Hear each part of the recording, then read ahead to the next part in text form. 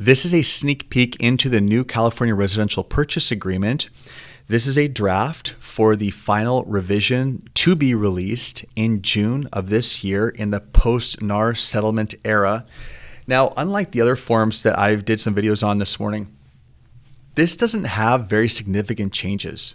Like you'll notice, for example, if I look at the buyer representation agreement, see how that read? I mean, this form had a total overhaul. So did the seller payment to buyer's broker. Now, I'll go through this quickly. You can download a copy for yourself, a PDF. I'll put a link in the description so you can have your own copy of this and skim it and see the changes that are written in red. Now, you'll see that there's not much that has changed here. There's just some little changes like this, like insurance. They add insurance to the contingency period. And this is because insurance has become such a contentious issue with all these insurers dropping homeowners.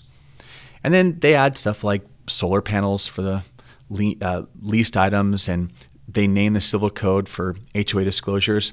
I will say, since we're looking at this now, and this isn't a full tutorial, I'll do one when the final form comes out, but in the future, on page 2 of 17, there's this seller agrees to pay the obligation of broker. This is going to be a lot more common where you're going to check this box and incorporate this form, because this is where a buyer's agent is securing their commission on behalf of their buyer, quite frankly, because every buyer is going to sign a buyer representation agreement and they're going to owe their buyer's agent an amount stipulated here on this line D1.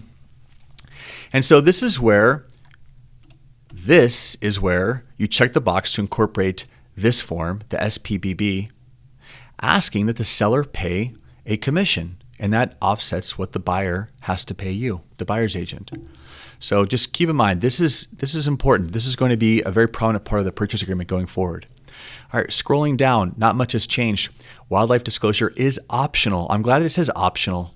And provided by, of course, they're going to have a drop-down menu of their preferred vendors.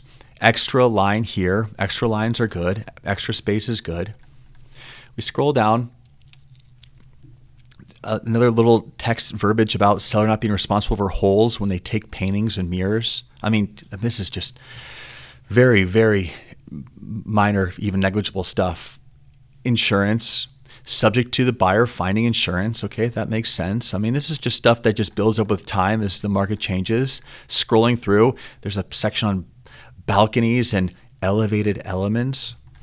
Okay, I mean, same, just more adding to this sea of text here. Buyers advised not to remove contingencies until after documents have been delivered. Okay, no brainer, but it's training wheels. That's what this is, training wheels on documents, on contracts. Just more verbiage. Scrolling through, you see there's not much that changes here.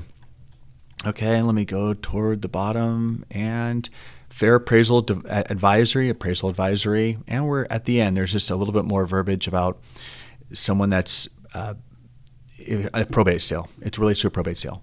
And that's it pretty much. Let's see. So you can download your own copy if you want and look at each and every red text indicating the changes. But that's it. Check out my other videos on the upcoming revised documents, because while there's not a lot of changes in the purchase agreement, there are major changes to the other documents relating to commission because of the NAR settlement.